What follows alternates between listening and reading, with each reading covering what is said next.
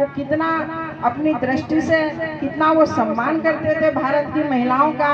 इससे ये अंदाजा लगता है कि उन्होंने, बाबा साहब ने वोट का अधिकार दिया कि हमारा समाज पढ़ा नहीं है तो क्या हो गया, इस देश का रहने वाला है, यहाँ का निवासी है, सरकार बनाने में इनका योगदान होना चाहिए, हमारी बहन बेटियों का भी योगदान होना चाहिए। ये बात आप लोगों को महसूस होनी चाहिए और ये नजर रखनी चाहिए कि सरकारें क्या कर रही हैं, हमारे बच्चों के लिए क्या कर रही हैं, आने वाली पीढ़ी के लिए। ऐसा तो नहीं कि अधिकार काट रही हो संविधान के, लेकिन ऐसा हो रहा है।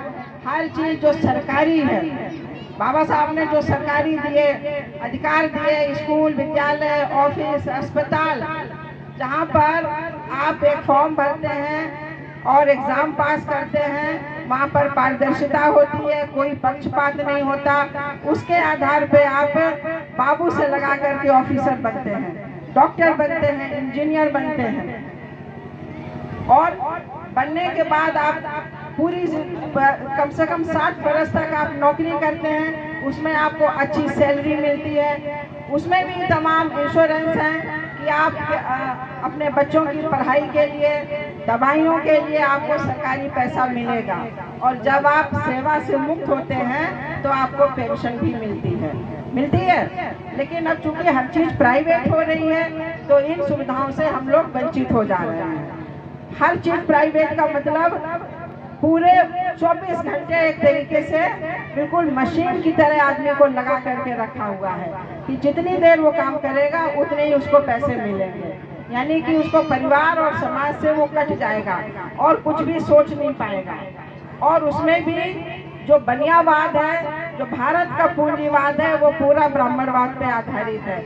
आपको प्राइवेट संस्थानों में पैर रखने की जगह नहीं होगी। प्राइवेट स्कूलों में इतनी मोटी मोटी फीसें हैं, आप बच्चे को पढ़ा पाएंगे, डॉक्टर बना पाएंगे, इंजीनियर बना पाएंगे? नहीं बना पाएंगे। पहले गांव में जो सरकारी स्कूल हुआ करते थे, हमारे पापा, चाचा और हमारे लोग वहां से पढ़ करके ऑफिसर बने ना, लेकिन आज वहां पर खिचड़ी बांटी जा रही है।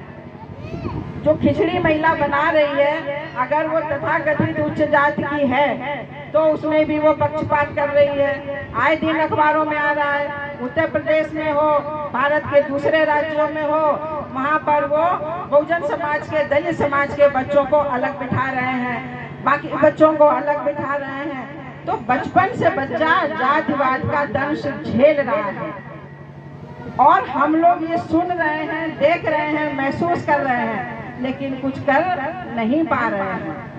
तो ये भारतीय समन्वय संगठन लक्ष्य, ये सब लोगों को, जो बहुजन समाज है जिसमें पिछड़े भी आते हैं, दलित भी आते हैं, आदिवासी भी आते हैं, मुस्लिम सिख भाई भी आते हैं, ईसाई भी आते हैं, बौद्ध भी आते हैं, इन सबको संगठित करके सड़कों पे लाने का काम कर रहा है, जो मानव काशीराम साहब किया करते हैं सामाजिक रूप से कि भाई हम सत्ता में हो या ना हो, लेकिन जो बाबा साहब ने अधिकार हमको दिया है संविधान में, उन अधिकारों का हनन नहीं होना चाहिए।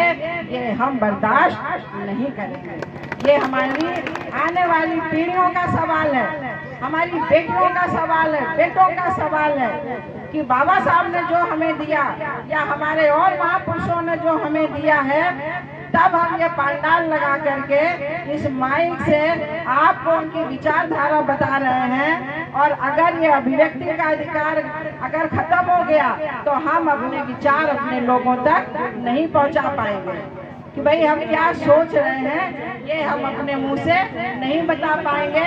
ऐसा समय आ सकता है, उसके लिए आप लोग तैयार रहिए।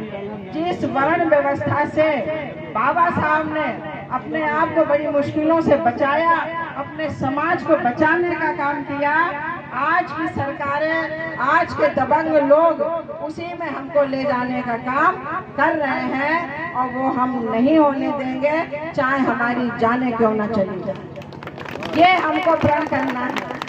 हमको मंदिर, मस्जिद, पाखंड, पूजा, मूर्ति में नहीं पड़ना है।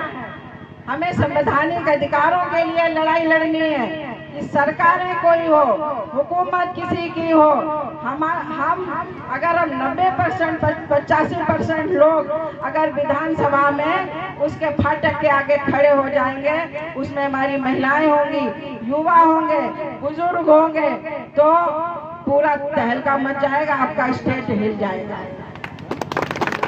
उसको उस ताकत को बढ़ाने के लिए और अपने बच्चों का भविष्य बचाने के लिए हम आप जैसे लोगों के बीच में जा रहे हैं और यही काम 24 साल से हो रहा है। अपने उत्तर प्रदेश में 75 जिले हैं, यहाँ पर हरदोई जिले के लोग ज्यादा होंगे, इस गांव के ज्यादा होंगे, लेकिन आसपास के गांव के भी लोग होंगे।